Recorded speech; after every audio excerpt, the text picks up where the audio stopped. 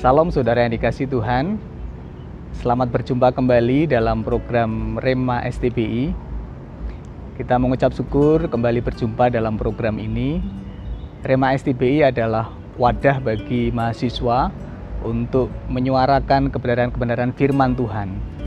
Dan pada saat ini kita akan bersama-sama melanjutkan perenungan kebenaran firman Tuhan dalam Rema STBI Revival Edition, dan saat ini masuk pada edisi yang kelima. Kalau pada edisi Revival Edition minggu lalu kita telah membahas tentang bagaimana Allah mendisiplin umatnya, pada hari ini kita akan belajar bersama tentang satu tema, yaitu berseru kepada Tuhan. Dan firman Tuhan akan kembali dilayani oleh hambanya, Pendeta Greg Brackett.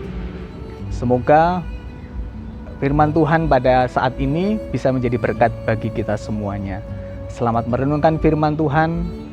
Tuhan Yesus memberkati kita semua. Shalom.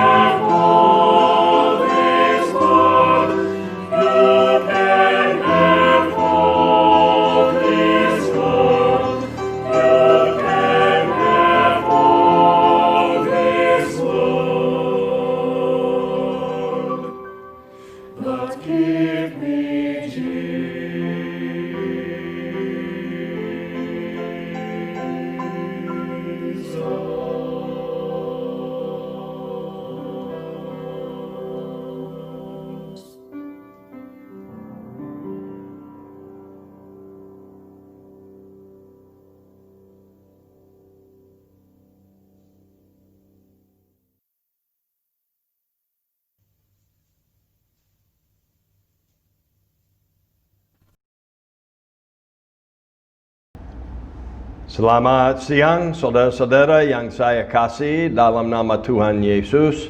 Hari ini kita akan kembali melihat siklus atau putaran untuk pola Tuhan, untuk pemulihan dan kebangkitan rohani untuk umatnya. Dan pada siang hari ini kita akan melihat tahap yang keempat, berseru kepada nama Tuhan. Sebelum kita mulai, mari kita tundukkan kepala, saya akan memimpin doa. Ya Tuhan, tanpa pimpinan Roh Kudus kami tidak bisa memahami apa-apa dari firman-Mu. Oleh karena itu kami mohon Tuhan menuntun kami semuanya ke dalam kebenaran dari firman-Mu. Dan kami mohon Tuhan bisa menolong kami masing-masing menerapkan kebenaran-Mu ke dalam hidup sehari-hari.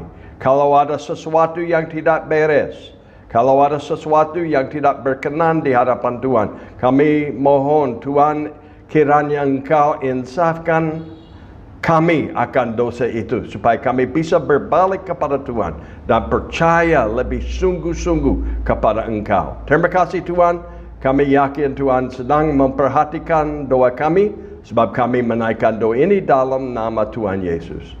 Amin. Kembali mari kita melanjutkan dengan melihat pola Tuhan. Lihat siklus itu yang ditayangkan sekarang ini. Kalau kita melihat itu setelah umat Tuhan menyimpang dari jalur Tuhan, mereka didisiplin. Ya, setelah mereka didisiplin, diharapkan mereka akan berseru kepada nama Tuhan dan bertobat dan kembali kepada Dia. Ya. Kalau kita melihat dari firman Tuhan, ada contoh dari kitab suci dari 1 Samuel pasal 7. Kita bisa melihat dari 1 Samuel pasal 7 ayat 2. Kita bisa melihat bagaimana itu umat Israel didisiplin. Karena mereka diserahkan kepada orang Filistin waktu itu. Selama 20 tahun Nabi Samuel itu tidak kelihatan. Lalu dalam pasal 7 ini, setelah 20 tahun, dia datang kembali, dia tampil lagi, dan dia berfirman kepada bangsa Israel. Itu kita bisa lihat dalam ayat 2, berbunyi demikian, sejak saat tabut itu tinggal di Kiryat Yearim, berlalulah waktu yang cukup lama, yakni 20 tahun, dan seluruh kaum Israel mengeluh kepada Tuhan. Kenapa mengeluh kepada Tuhan? Ya, karena mereka itu berpaling dari Tuhan, mereka menyimpang, dan oleh karena itu mereka didisiplin. Karena mereka banyak menderita dan dijajah oleh orang Filistin, maka mereka bersungut-sungut di hadapan Dia. Dan waktu itu mereka itu disuruh oleh Samuel di dalam ayat selanjutnya, ayat 3, dia suruh mereka untuk bertobat. Saya senang untuk menyebutkan ayat 3, kalau lihat unsur-unsur di dalam ayat 3 itu sepertinya Injil menurut Nabi Samuel. Ada 3 hal yang dia suruh mereka lakukan. Yang pertama-tama, mereka harus bertobat. Terlihat di dalam ayat 3. Lalu berkatalah Samuel kepada seluruh kaum Israel demikian, jika kamu berbalik kepada Tuhan dengan segenap hati, maka jauhkanlah para Allah asing dan para Asyerot dari tengah-tengahmu dan tujukan hatimu kepada Tuhan dan beribadahlah hanya kepadanya, maka Ia akan melepaskan kamu dari tangan orang Filistin. 3 hal yang dia sampaikan dalam Injilnya itu. Yang pertama-tama, tidak cukup merasa menyesal untuk dosanya. Mereka harus berbalik kepada Tuhan. Mereka harus meninggalkan dosa mereka dan kembali kepada Tuhan. Yang kedua, mereka harus jauhkan para Allah asing. Ya, mereka tidak boleh menyembah berhala lagi. Itu harus dihilangkan dari kehidupan mereka. Dan yang ketiga, mereka harus dengan mata tertuju berfokuskan kepada Tuhan. Maksudnya, Mereka harus mencari wajah Tuhan dengan sungguh-sungguh. Jadi itu Injil Samuel yang dia sampaikan kepada bangsa Israel. Dan kita bisa lihat dalam ayat 6, setelah berkumpul di tempat yang bernama Mispa, mereka menimba air dan mencurahkannya di hadapan Tuhan. Mereka juga berpuasa pada hari itu dan berkata di sana, kami telah berbuat dosa kepada Tuhan. Dan Samuel menghakimi mereka. Maka kita bisa melihat bahwa mereka itu mengaku dosa waktu itu. Lalu coba lihat ayat 8, penting sekali. Lalu kata orang Israel kepada Samuel, janganlah berhenti berseru bagi kami kepada Tuhan Allah kita, supaya ia menyelamatkan kami dari tangan orang Filistin. Itu luar biasa itu. Orang Israel yang membujuk Nabi Samuel untuk berseru kepada nama Tuhan supaya mereka bisa diselamatkan dan mereka bisa dilepaskan dari tangan orang Filistin itu. Ayat 9 itu demikian, dia berseru kepada nama Tuhan. Ayat 9 berbunyi demikian. Sesudah itu Samuel mengambil seekor anak domba dan menyusu, lalu mempersembahkan seluruhnya kepada Tuhan sebagai korban bakaran. Coba lihat bagian B ayat 9. Dan ketika Samuel berseru kepada Tuhan bagi orang Israel, maka Tuhan menjawab. Jadi kalau mereka sudah didisiplin, tujuan Tuhan dengan mengadakan tindakan disiplin sekali lagi supaya mereka berbalik kepada Tuhan.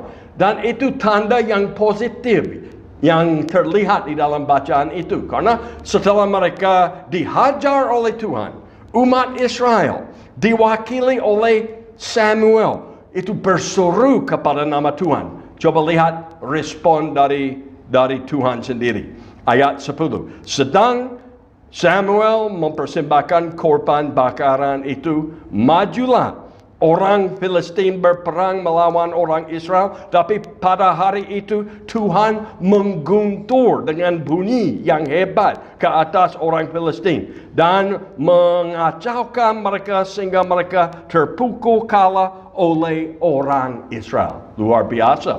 Tuhan menjawab itu doa dari Nabi Samuel dengan mengguntur dengan bunyi yang begitu keras. Sehingga itu satu tanda yang nyata bahwa Tuhan sudah mengaruniakan kebangkitan rohani untuk bangsa Israel. Kenapa? Ya, karena mereka berseru kepada nama Tuhan. Mereka bertobat. Dan dengan demikian mereka dipulihkan oleh Tuhan.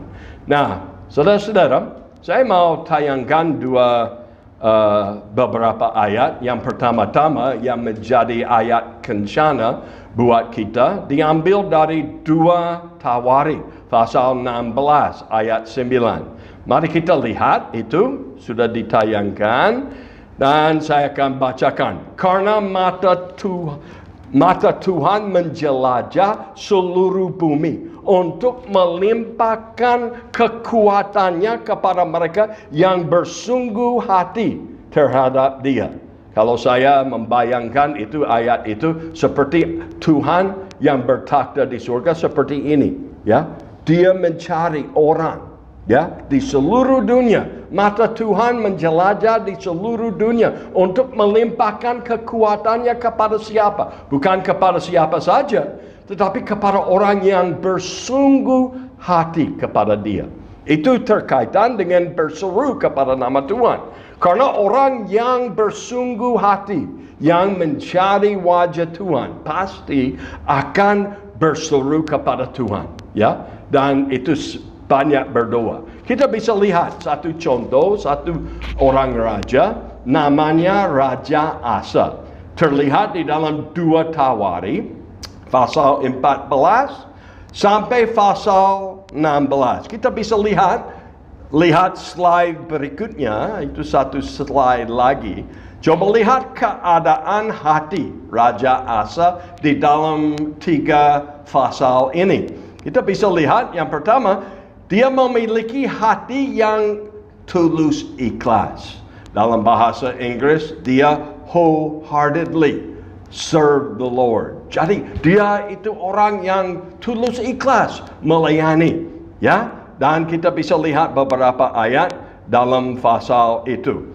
Nah, mari kita lihat juga yang kedua, bagian yang kedua, itu dia memiliki hati yang setengah-setengah. Terlihat di dalam pasal 16 ayat 7 sampai 9, itu boleh dikatakan itu karena ada peralihan atau pergeseran di dalam hatinya. Dia menjadi orang dari orang yang tulus ikhlas hatinya, itu dia menjadi orang yang setengah-setengah, hatinya menjadi setengah-setengah. Yang terakhir, yang paling menyedihkan, itu dia memiliki keras hati. Dia menjadi orang yang hard-hearted. Nah, mari kita lihat satu persatu. Yang pertama-tama, dia itu hatinya tulus ikhlas. Itu terlihat di dalam pasal 14.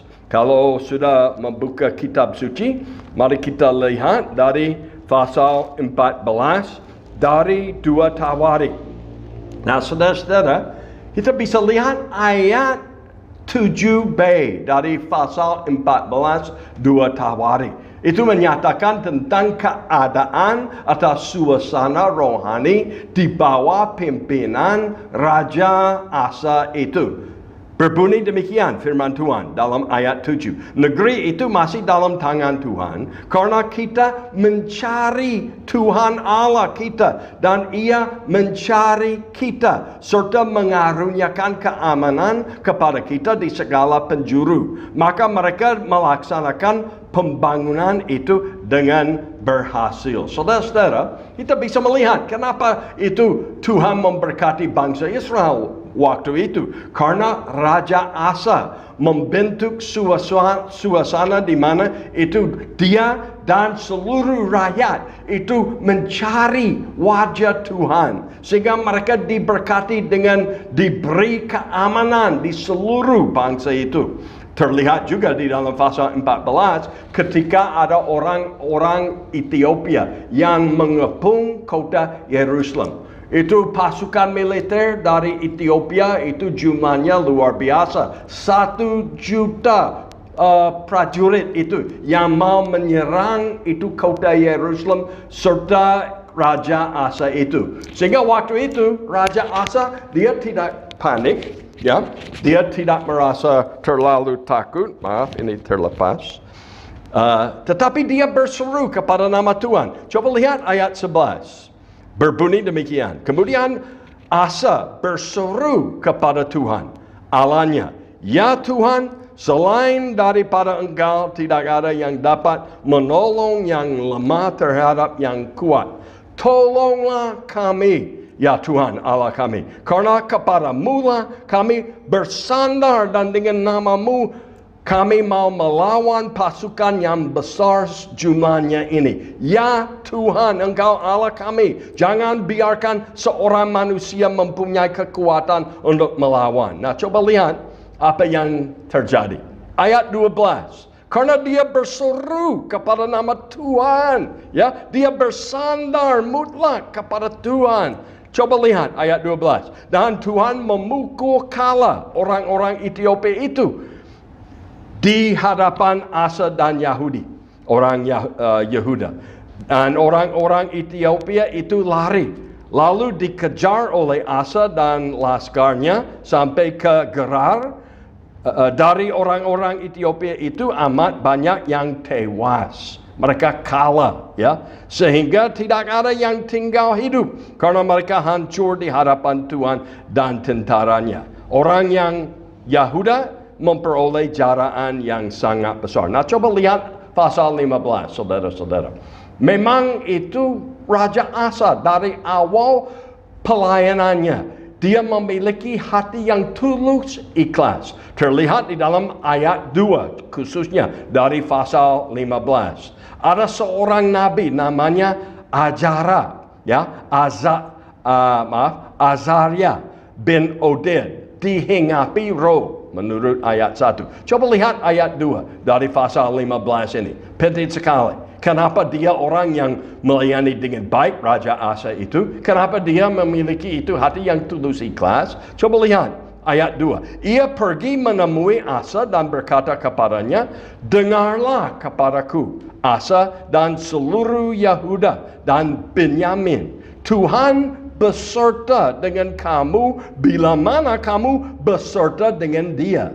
Saya kira ayat itu perlu digarisbawahi di dalam kitab suci saudara sekalian. Ya, sekali lagi, Tuhan beserta dengan kamu bila mana kamu beserta dengan dia. Tuhan Yesus berjanji kepada umatnya, ya, para pengikutnya, ya, dia akan menyertai saudara sekalian sampai pada akhir zaman. Tapi saudara-saudara, kita harus mengetahui bahwa kita tidak boleh mengharapkan penyertaan Tuhan kalau kita tidak menaati segala firman-Nya. Bila mana, coba lihat bagian B dari ayat 2, bila mana kamu mencarinya, ia berkenan ditemui olehmu. Tetapi bila mana kamu meninggalkannya, kamu akan ditinggalkannya.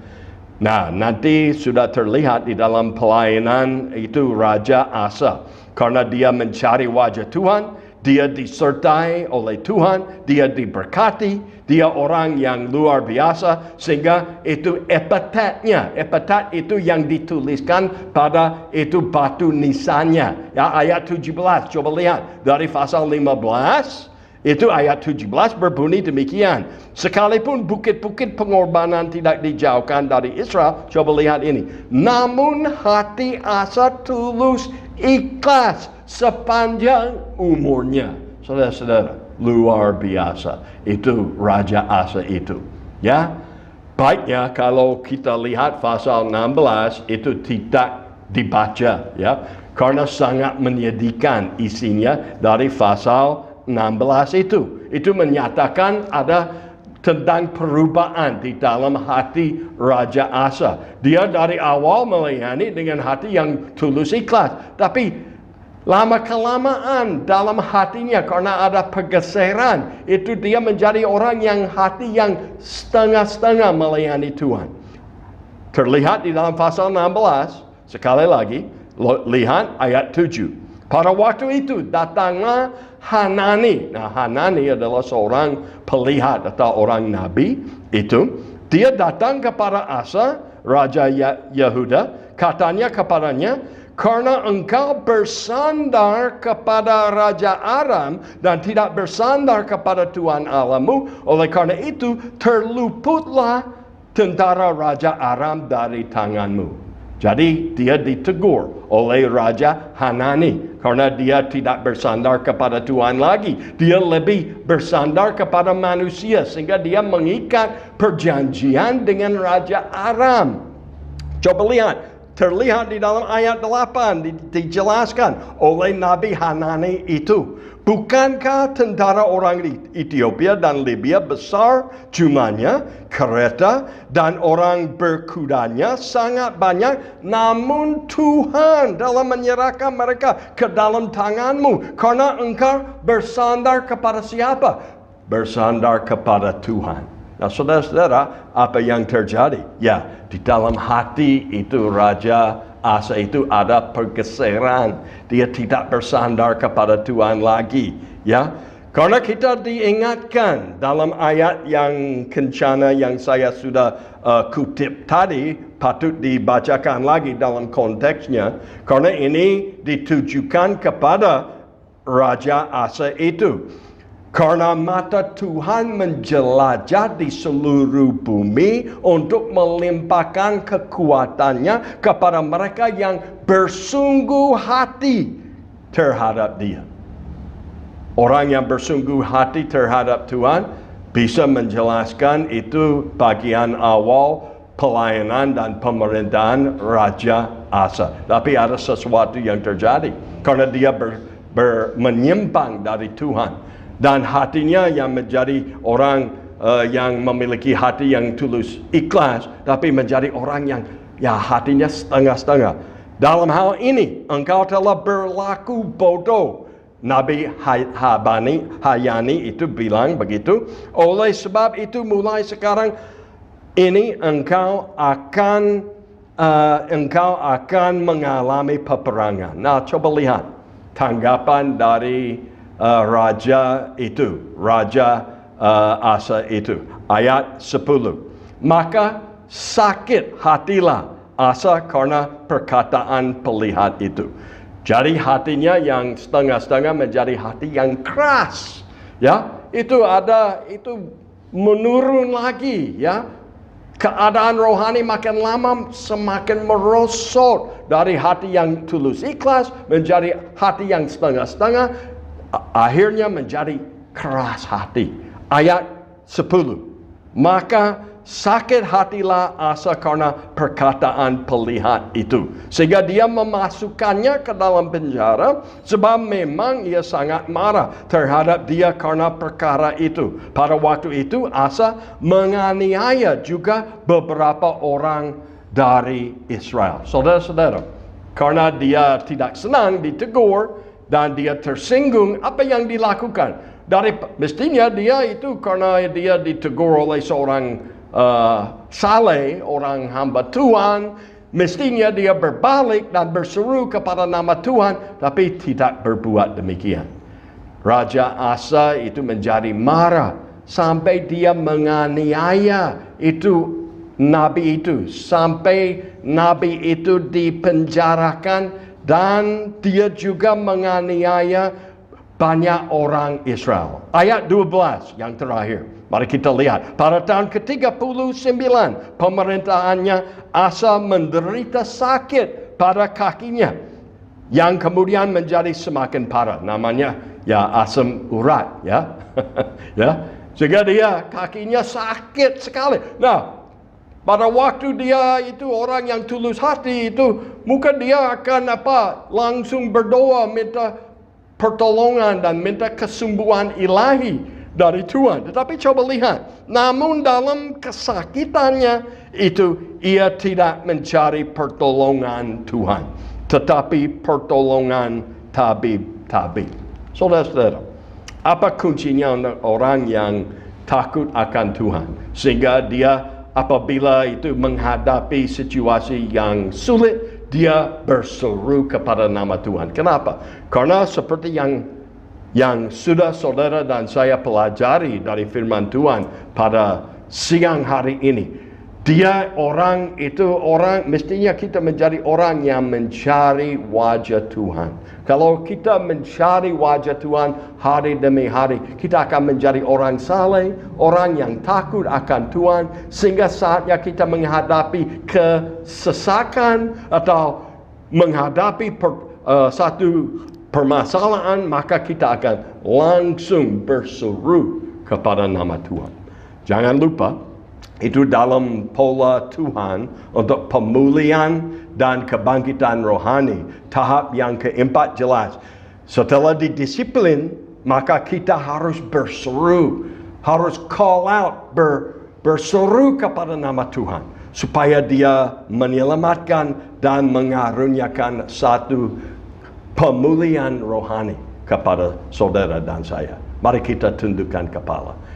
Ya Tuhan, itu sudah jelas dari firman Tuhan mengenai Nabi Samuel dalam 1 Samuel pasal 7, dan apalagi dari pelayanan Raja Asa yang dari awal menjadi orang yang takut akan Tuhan, orang yang rendah hati, orang yang tulus ikhlas hatinya, tapi karena dalam hatinya itu ada pergeseran sehingga dia itu meninggalkan Tuhan. Dia menjadi orang yang itu hatinya itu melayani dengan setengah-setengah. Akhirnya dia menjadi orang yang keras hati karena dia memberontak. Oh Tuhan, tolong kami supaya kami senantiasa itu memandang kepada Tuhan, mengarahkan pandangan sepenuhnya kepada Tuhan, sehingga dengan mata tertuju kepada Tuhan kami bisa mencari wajah Tuhan, supaya kami bisa hidup dalam hubungan kasih yang akrab dan mesra dengan Engkau. Ampunilah segala kelemahan dan dosa kami Tuhan. Sucikan hati kami supaya kami bisa melayani Tuhan dengan hati yang tulus ikhlas. Terima kasih. Dalam nama Tuhan Yesus kami menaikkan doa ini. Amin dan amin. Selamat siang saudara-saudara. Sampai berjumpa besok hari Sabtu.